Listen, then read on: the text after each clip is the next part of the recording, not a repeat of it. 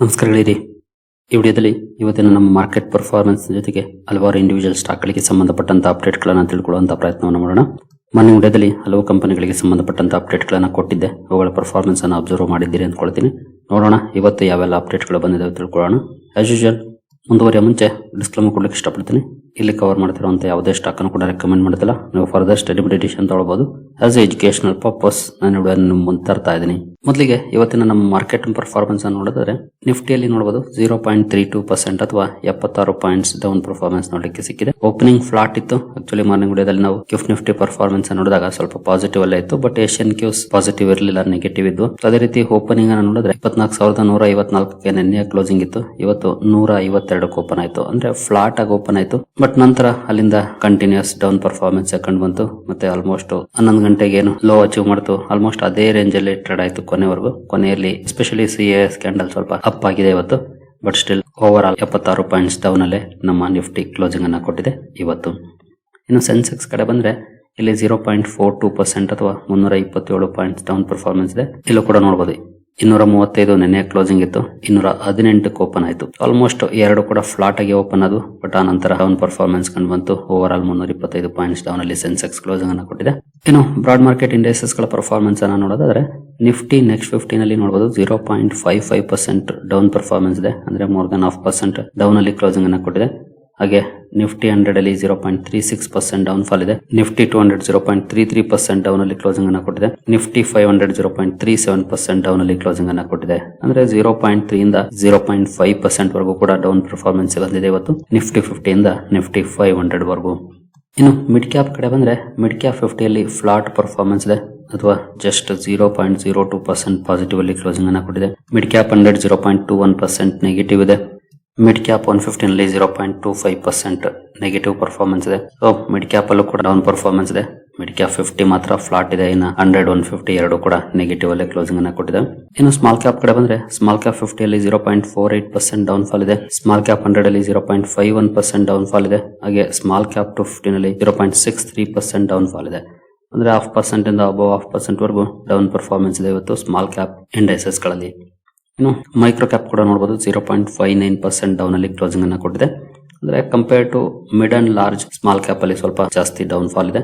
ಹಾಗೆ micro cap ಕೂಡ ಅಷ್ಟೇ, ಅದಕ್ಕಿಂತ ಸ್ವಲ್ಪ ಜಾಸ್ತಿ ಡೌನ್ ಅಲ್ಲೇ ಕ್ಲೋಸಿಂಗ್ ಅನ್ನ ಕೊಟ್ಟಿದೆ ಇವತ್ತು. ಇನ್ನು ಸೆಕ್ಟೋರಲ್ ಇಂಡೈಸಸ್ ಗಳ ಪರ್ಫಾರ್ಮೆನ್ಸ್ ಅನ್ನ ನೋಡೋದಾದ್ರೆ ನಿಫ್ಟಿ ಆಟೋದಲ್ಲಿ 0.27% ಡೌನ್ ಪರ್ಫಾರ್ಮೆನ್ಸ್ ಇದೆ ಇವತ್ತು. ನಿಫ್ಟಿ ಬ್ಯಾಂಕ್ 0.04% ಡೌನ್ ಅಲ್ಲಿ ಕ್ಲೋಸಿಂಗ್ ಅನ್ನ ಕೊಟ್ಟಿದೆ. ಫೈನಾನ್ಷಿಯಲ್ ಸರ್ವಿಸಸ್ 0.36% ಡೌನ್ ಅಲ್ಲಿ ಕ್ಲೋಸಿಂಗ್ ಅನ್ನು ಕೊಟ್ಟಿದೆ. FMCG 0.55% ಡೌನ್ ಆಗಿದೆ. ಹಾಗೆ IT ಸೆಕ್ಟರ್ ಅಲ್ಲಿ 0.73% ಪಾಸಿಟಿವ್ ಪರ್ಫಾರ್ಮೆನ್ಸ್ ಇದೆ. ನಿನ್ನೆ ಜಾಸ್ತಿ ನೆಗೆಟಿವ್ ಇಂಪ್ಯಾಕ್ಟ್ ಆಗಿತ್ತು, ಇವತ್ತು ಸ್ವಲ್ಪ ಪಾಸಿಟಿವ್ ಪರ್ಫಾರ್ಮೆನ್ಸ್ ನೋಡ್ಲಿಕ್ಕೆ ಸಿಕ್ಕಿದೆ. ಇಲ್ಲಿ ಮೀಡಿಯಾದಲ್ಲಿ 0.91% ನೆಗೆಟಿವ್ ಇದೆ. ಮೆಟಲ್ ಫ್ಲಾಟ್ ಇದೆ. ಫಾರ್ಮಾಸ್ 0.18% ನೆಗೆಟಿವ್ ಇದೆ. PSU ಬ್ಯಾಂಕ್ಗಳಲ್ಲೂ ಕೂಡ ಫ್ಲಾಟ್ ಪರ್ಫಾರ್ಮೆನ್ಸ್ ಇದೆ. ರಿಯಾಲ್ಟಿ 0.05% ನೆಗೆಟಿವ್ ಇದೆ. ಪ್ರೈವೇಟ್ ಬ್ಯಾಂಕ್ಸ್ ಅಲ್ಲಿ 0.15% ಡೌನ್ ಫಾಲ್ ಇದೆ. ಹೆಲ್ತ್ ಕೇರ್ 0.31% ನೆಗೆಟಿವ್ ಇದೆ. ಕನ್ಸ್ಯೂಮರ್ ಡ್ಯೂರಬಲ್ಸ್ ಫ್ಲಾಟ್ ಇದೆ ಅಥವಾ ಜಸ್ಟ್ 0.03% ಪಾಸಿಟಿವ್ ಅಲ್ಲಿ ಕ್ಲೋಸಿಂಗ್ ಅನ್ನು ಕೊಟ್ಟಿದೆ. ಆಯಿಲ್ ಅಂಡ್ ಗ್ಯಾಸ್ 0.48% ಡೌನ್ ಇದೆ. ಹಾಗೆ ಕೆಮಿಕಲ್ ಸೆಕ್ಟರ್ ಅಲ್ಲಿ ಮೋರ್ ದನ್ 1% ಡೌನ್ ಫಾಲ್ ನೋಡ್ಲಿಕ್ಕೆ ಸಿಕ್ಕಿದೆ ಇವತ್ತು. So over all IT sector ಮಾತ್ರ ಇವತ್ತು ಚೆನ್ನಾಗಿ ಪರ್ಫಾರ್ಮ್ ಮಾಡ್ತು. ಇನ್ನು ಉಳಿದ ಕಡೆ ಫ್ಲಾಟ್ ಇಷ್ಟು ನೆಗೆಟಿವ್ ಪರ್ಫಾರ್ಮೆನ್ಸ್ ಇದೆ. ಸ್ವಲ್ಪ ಜಾಸ್ತಿ ನೆಗೆಟಿವ್ ಪರ್ಫಾರ್ಮೆನ್ಸ್ ಅಂದ್ರೆ ಅದು ಕೆಮಿಕಲ್ ಸೆಕ್ಟರ್ ಅಲ್ಲಿ ನೋಡ್ಲಿಕ್ಕೆ ಸಿಕ್ಕಿದೆ ಇವತ್ತು. ಕನ್ಸ್ಯೂಮರ್ ಡ್ಯೂರಬಲ್ಸ್ ಗ್ರೀನ್ ಅಲ್ಲಿ ಕ್ಲೋಸಿಂಗ್ ಅನ್ನು ಕೊಟ್ಟಿದೆ. ಬಟ್ ಎಷ್ಟು ಬರೀ 0.03% ಅಷ್ಟೇ.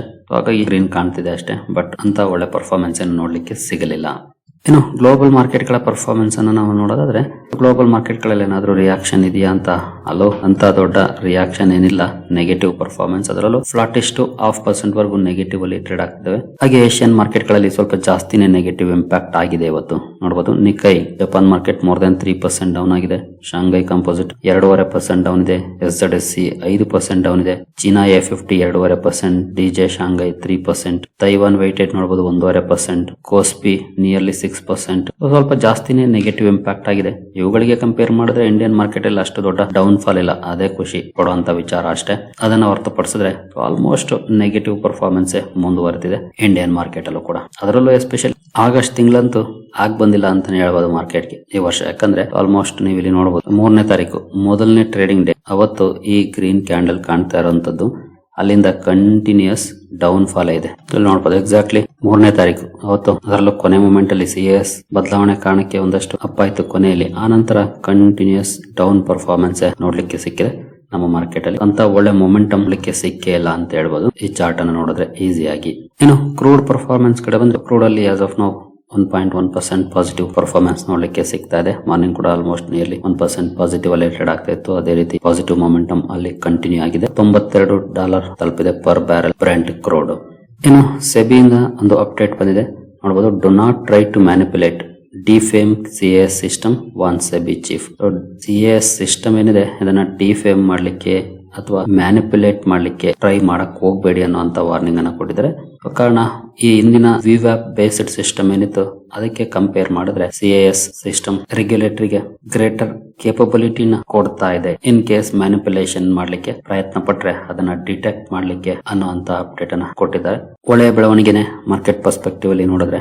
But as of now market ಅಲ್ಲಿ ಅಂತೂ ಅಂತ ಒಳ್ಳೆ ಮೊಮೆಂಟಮ್ ನೋಡ್ಲಿಕ್ಕೆ ಸಿಗ್ತಾ ಇಲ್ಲ. ಯಾಕಂದ್ರೆ ಮ್ಯಾನಿಪುಲೇಷನ್ ಮಾಡೋದಕ್ಕೆ ಕಷ್ಟ ಆದ್ರೆ ಅದು ಮಾರ್ಕೆಟ್ ನ ಕ್ರೆಡಿಬಿಲಿಟಿಯನ್ನ ಜಾಸ್ತಿ ಮಾಡುತ್ತೆ. ತುಂಬಾ ರಿಟೇಲ್ ಇನ್ವೆಸ್ಟರ್ಸ್ ಗೆ ಇತ್ತೀಚಿನ ಮಾರ್ಕೆಟ್ ಪರ್ಫಾರ್ಮೆನ್ಸ್ ನೋಡಿ ಬೇಜಾರ್ ಇರಬಹುದು ಅಥವಾ ಫ್ರಸ್ಟ್ರೇಷನ್ ಇರಬಹುದು. But foreign institutional investors invest ಮಾಡ್ಬೇಕಂದ್ರೆ ಅದರ ಕ್ರೆಡಿಬಿಲಿಟಿಯನ್ನ ನೋಡ್ತಾರೆ. ಅಂದ್ರೆ ನಾವಲ್ಲಿ ಹೂಡಿಕೆ ಮಾಡಿದ್ರೆ ಏನಾದ್ರೂ ಲಾಭ ಗಳಿಸಲಿಕ್ಕೆ ಸಾಧ್ಯನಾ ಅಂತ. ಹಾಗಾಗಿ ಅದು ಬಹಳನೇ ಇಂಪಾರ್ಟೆಂಟ್ ಆಗುತ್ತೆ. ಫಾರ್ ಟೈಮ್ ಬೇಯಿಂಗ್ ಸ್ವಲ್ಪ ಕಷ್ಟ ಆಗ್ಬೋದು. ಯಾವುದೇ ಒಂದು ಹೊಸ ಬದಲಾವಣೆಗಳನ್ನ ತಂದಾಗ ಅದು ಅಡ್ಜಸ್ಟ್ ಆಗೋವರೆಗೂ ಸ್ವಲ್ಪ ಕಷ್ಟ ಆಗಬಹುದು. ಬಟ್ ಒನ್ಸ್ ಅಡ್ಜಸ್ಟ್ ಆಯ್ತು ಅಂದ್ರೆ ಅದು ನಿರಂತರವಾಗಿ ಕೆಲಸವನ್ನ ಮಾಡುತ್ತೆ. ಇನ್ನು ಇವತ್ತು 2 IPOಗಳ ಲಿಸ್ಟಿಂಗ್ ಇತ್ತು.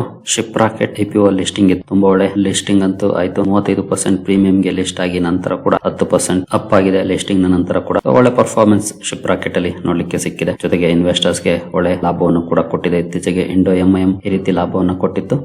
ಮತ್ತೆ 2ನೇ ಕಂಪನಿ ಆಗಿದೆ ಶಿಪ್ರಾಕೆಟ್. ಇತ್ತೀಚಿನ ದಿನಗಳಲ್ಲಿ ಒಳ್ಳೆ ಲಾಭವನ್ನು ಕೊಟ್ಟಂತ IPOಗಳಲ್ಲಿ ಇನ್ನೂ ಒಂದು IPO ಲಿಸ್ಟಿಂಗ್ ಇತ್ತು. ಬಿಹಾರಿಲಾಲ್ ಇಂಜಿನಿಯರಿಂಗ್. ಇದು ಕೂಡ ನೋಡಬಹುದು 14% ಲಾಭವನ್ನ ಮೊದಲನೇ ದಿನ ಇನ್ವೆಸ್ಟರ್ಸ್ ಗೆ ಕೊಟ್ಟಿದೆ.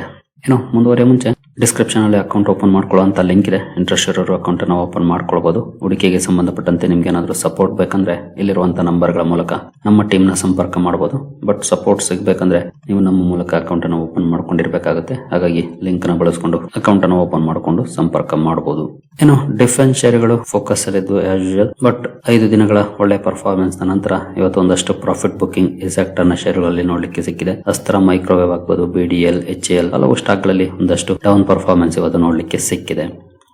ಇನ್ನು NSE IPO ಬಗ್ಗೆ ಒಂದು ಅಪ್ಡೇಟ್ ಬಂದಿದೆ. May be 2nd of September ಅಲ್ಲಿ NSE IPO ಬರಬಹುದು ಅಂತ CNBC TV 18 ರಿಪೋರ್ಟ್ ಮಾಡಿದೆ. ನೋಡೋಣ. ಕಂಪನಿಯಿಂದ ಈಗಾಗಲೇ ಅಪ್ಡೇಟ್ ಗಳು ಬಂದಿದ್ದಾವೆ. ಒನ್ಸ್ ಸೆಬಿ ಅಪ್ರೂವಲ್ ಸಿಕ್ಕರೆ ಡೇಟ್ಸ್ ಕೂಡ ಅನೌನ್ಸ್ ಆಗುತ್ತೆ. ಇನ್ನು ಸ್ವಿಗ್ಗಿಗೆ ಸಂಬಂಧಪಟ್ಟಂತೆ ಒಂದು ಸುದ್ದಿ ಇದೆ ನೋಡಬಹುದು. ಸ್ವಿಗ್ಗಿಸ್ IOCC ಅಂದ್ರೆ ಮಾರ್ನಿಂಗ್ ವಿಡಿಯೋದಲ್ಲಿ ನಾನು ಈ ಸುದ್ದಿಯನ್ನ ಕವರ್ ಮಾಡಿದ್ದೆ. ಇಂಡಿಯನ್ ಕಂಟ್ರೋಲ್ಡ್ ಕಂಪನಿ ಆಗ್ತಿರೋ ಬಗ್ಗೆ. ಇದರಿಂದ 4 ರಿಂದ 5 ರೂಪಾಯಿ ಪರ್ ಆರ್ಡರ್ ಇನ್ಸ್ಟಾಮಾರ್ಟ್ ಗೆ ಆಡ್ ಮಾಡುತ್ತೆ. ಅಂದ್ರೆ ಇನ್ಸ್ಟಾಮಾರ್ಟ್ ನ ಮಾರ್ಜಿನ್ಸ್ ಗೆ ಆಡ್ ಮಾಡುತ್ತೆ ಈ ಬೆಳವಣಿಗೆ ಅಂತ ಅನಲಿಸ್ಟ್ ಗಳು ಲೆಕ್ಕಾಚಾರವನ್ನ ಮಾಡ್ತಿದ್ದಾರೆ. ಇದು ಒಳ್ಳೆಯ ಬೆಳವಣಿಗೆನೆ. ಯಾಕಂದ್ರೆ ಮಾರ್ಜಿನ್ಸ್ ಇಂಪ್ರೂವ್ ಆಗುತ್ತೆ ಅಂದ್ರೆ ಒಬ್ವಿಯಸ್ಲಿ ಇನ್ವೆಸ್ಟರ್ಸ್ ಅಪರ್ಚುನಿಸ್ಟಿಕ್ ಆಗಿ ನೋಡ್ತಾರೆ. ನೋಡೋಣ ಇದು ಆಕ್ಚುಯಲ್ ಆಗಿ ವರ್ಕ್ ಆಗುತ್ತಾ ಅಂತ. ಇನ್ನು ಶುಗರ್ ಪ್ರೈಸ್ ಜಾಸ್ತಿ ಆಗ್ತಾನೆ ಹೋಗ್ತಾ ಇದೆ. ಹಾಗಾಗಿ ಶುಗರ್ ಸ್ಟಾಕ್ ಗಳಲ್ಲಿ ಒಳ್ಳೆ ರ್ಯಾಲಿ ಕೂಡ ಮುಂದುವರೆದಿದೆ. ಡೊಮೆಸ್ಟಿಕ್ ಪ್ರೈಸಸ್ ಜಾಸ್ತಿ ಆಗಿರೋದ್ರಿಂದ ಸಪ್ಲೈಸ್ ಟೈಟ್ ಆಗ್ತಿರೋ ಕಾರಣಕ್ಕೆ ಇಂಪೋರ್ಟ್ ಡ್ಯೂಟಿ ಕಟ್ ಕೂಡ ಮಾಡಲಾಗ್ತಿದೆ. ಈ ಎಲ್ಲ ಸುದ್ದಿಗಳು ಶುಗರ್ ಸ್ಟಾಕ್ಸ್ ಅಲ್ಲಿ ಒಳ್ಳೆ ಪರ್ಫಾರ್ಮೆನ್ಸ್ ಕೂಡ ಕಾರಣ ಆಗ್ತಿದ್ದಾವೆ. ಇನ್ನು IDFC ತನ್ನ ಮೊದಲ ಇಂಟರ್ನ್ಯಾಷನಲ್ ಬಾಂಡ್ಸ್ ಮೂಲಕ $500 ಮಿಲಿಯನ್ ರೈಸ್ ಮಾಡಿದೆ. BlackRock capital group anchoring ಮಾಡಿದ್ದಾರೆ ಇನ್ಸ್ಟಿಟ್ಯೂಷನಲ್ ಇನ್ವೆಸ್ಟರ್ಸ್ ಗೆ. ಇನ್ನು ಇವತ್ತು ಗ್ಯಾಸ್ ರಿಲೇಟೆಡ್ ಶೇರ್ಗಳು ಫೋಕಸ್ ಅಲ್ಲಿದ್ದು ನೋಡಬಹುದು. EGL, MGL, Adani total gas ಇವುಗಳಲ್ಲಿ ಒಂದಷ್ಟು ಒಳ್ಳೆಯ ಪರ್ಫಾರ್ಮೆನ್ಸ್ ನೋಡ್ಲಿಕ್ಕೆ ಸಿಕ್ಕಿದೆ. ಇದಕ್ಕೆ ಪ್ರಮುಖ ಕಾರಣ ಅಂತಂದ್ರೆ ಸರ್ಕಾರದ ಡೊಮೆಸ್ಟಿಕ್ PNG ಪುಷ್ ಗೆ ಸಂಬಂಧಪಟ್ಟಂತಹ ಬೂಸ್ಟ್ ಸುದ್ದಿ. PNG ನ ಪ್ರಮೋಟ್ ಮಾಡ್ಲಿಕ್ಕೆ ಸರ್ಕಾರ ಇನ್ಸೆಂಟಿವ್ಸ್ ಅನ್ನ ಅಪ್ರೂವ್ ಮಾಡಿದೆ. ಈ ಸುದ್ದಿ ಸ್ಟಾಕ್ ಗಳಲ್ಲಿ ಒಳ್ಳೆ ಪರ್ಫಾರ್ಮೆನ್ಸ್ ಕೂಡ ಕಾರಣ ಆಗಿದೆ ಇವತ್ತು. ಇನ್ನು HG ಇನ್ಫ್ರಾ ಇಂಜಿನಿಯರಿಂಗ್ ಫೋಕಸ್ ಅಲ್ಲಿತ್ತು. ಒಳ್ಳೆ ಪರ್ಫಾರ್ಮೆನ್ಸ್ ಕೂಡ ನೋಡ್ಲಿಕ್ಕೆ ಸಿಕ್ಕಿದೆ. ಕಾರಣ ಕಂಪನಿಗೆ REC ಇಂದ LOI ಸಿಕ್ಕಿದೆ. ಲೆಟರ್ ಆಫ್ ಇಂಟೆಂಟ್ REC ಇಂದ ಸಿಕ್ಕಿದೆ. Construction of 220 132/33 kV AIS substation in Raipur ಅಲ್ಲಿ AIS ಸಬ್ಸ್ಟೇಷನ್ ಕನ್ಸ್ಟ್ರಕ್ಷನ್ ಆರ್ಡರ್ ಸಿಕ್ಕಿದೆ HG ಇನ್ಫ್ರಾಗೆ. ಈ ಸುದ್ದಿ ಕಾರಣಕ್ಕೆ ಸ್ಟಾಕ್ ಫೋಕಸ್ ಅಲ್ಲಿತ್ತು. ಒಳ್ಳೆ ಪರ್ಫಾರ್ಮೆನ್ಸ್ ಕೂಡ ನೋಡ್ಲಿಕ್ಕೆ ಸಿಕ್ಕಿದೆ. ನಂತರ L&T ಟೆಕ್ನಾಲಜಿ ಸರ್ವಿಸಸ್ ಅಥವಾ LTTS ಕೂಡ ಫೋಕಸ್ ಅಲ್ಲಿತ್ತು. ಇಲ್ಲೂ ಕೂಡ ಒಳ್ಳೆ ರಿಯಾಕ್ಷನ್ ನೋಡ್ಲಿಕ್ಕೆ ಸಿಕ್ಕಿದೆ. $75 ಮಿಲಿಯನ್ ಡೀಲ್ ಕಂಪನಿಗೆ ಸಿಕ್ಕಿದೆ. ಈ ಸುದ್ದಿ ಕಾರಣಕ್ಕೆ LTTS ಫೋಕಸ್ ಅಲ್ಲಿತ್ತು. ಇಂಟರ್ನ್ಯಾಷನಲ್ ಡೀಲ್ ಇದು. ಒಳ್ಳೆ ರಿಯಾಕ್ಷನ್ ಕೂಡ LTTS ಅಲ್ಲಿ ನೋಡ್ಲಿಕ್ಕೆ ಸಿಕ್ಕಿದೆ. ಇನ್ನು ವಿಜಯ್ ಕೇಡಿಯಾ ಅವರು ಜಗಲ್ ಪ್ರಿಪೇಡ್ ಓಷನ್ ಸರ್ವಿಸಸ್ ಅಲ್ಲಿ ಸ್ಟೇಕ್ ಅನ್ನು ತಗೊಂಡಿರೋ ಬಗ್ಗೆ ಅಪ್ಡೇಟ್ ಗಳು ಬಂದಿದ್ದಾವೆ. 33 ಕೋಟಿ ಸ್ಟೇಕ್ ಅನ್ನು ತಗೊಂಡಿರೋ ಬಗ್ಗೆ ವಯಾ ಬಲ್ಕ್ ಡೀಲ್ ನ ಮೂಲಕ ಸ್ಟಾಕ್ ಅಲ್ಲೂ ಕೂಡ ಒಳ್ಳೆ ರಿಯಾಕ್ಷನ್ ನೋಡ್ಲಿಕ್ಕೆ ಸಿಕ್ಕಿದೆ. ಇವರು ತಗೊಂಡಿದ್ದಾರೆ ಅಂತ ಸುದ್ದಿ ಬಂದ ತಕ್ಷಣ ಜಗಲ್ ಪ್ರಿಪೇಡ್ ಅಲ್ಲಿ ಒಳ್ಳೆ ರಿಯಾಕ್ಷನ್ ಇವತ್ತು ನೋಡ್ಲಿಕ್ಕೆ ಸಿಕ್ಕಿದೆ. ಆಲ್ಮೋಸ್ಟ್ 17% ವರೆಗೂ ಕೂಡ ರಿಯಾಕ್ಷನ್ ಬಂದಿತ್ತು. ಆನಂತರ ಅಲ್ಲಿಂದ ಸ್ವಲ್ಪ ಕರೆಕ್ಷನ್ ಆಗಿ 12% ಅಪ್ ಅಲ್ಲಿ ಕ್ಲೋಸಿಂಗ್ ಅನ್ನ ಕೊಟ್ಟಿದೆ ಜಗಲ್ ಪ್ರಿಪೇಡ್. ಇನ್ನು ರೈಲ್ಟೆಲ್ ಕೂಡ ಫೋಕಸ್ ಅಲ್ಲಿ ಒಳ್ಳೆ ರಿಯಾಕ್ಷನ್ ಕೂಡ ನೋಡ್ಲಿಕ್ಕೆ ಸಿಕ್ಕಿದೆ. ಕಂಪನಿಗೆ 166 ಕೋಟಿ ಇಪಿಎಫ್ಒ ಇಂದ ಕಾಂಟ್ರಾಕ್ಟ್ ಸಿಕ್ಕಿದೆ. ನೋಡಬಹುದು work order from employees provident fund organisation 166 crore order. ಈ ಸುದ್ದಿ ಕಾರಣಕ್ಕೆ ರೈಲ್ಟೆಲ್ ಕೂಡ ಫೋಕಸ್ ಅಲ್ಲಿತ್ತು.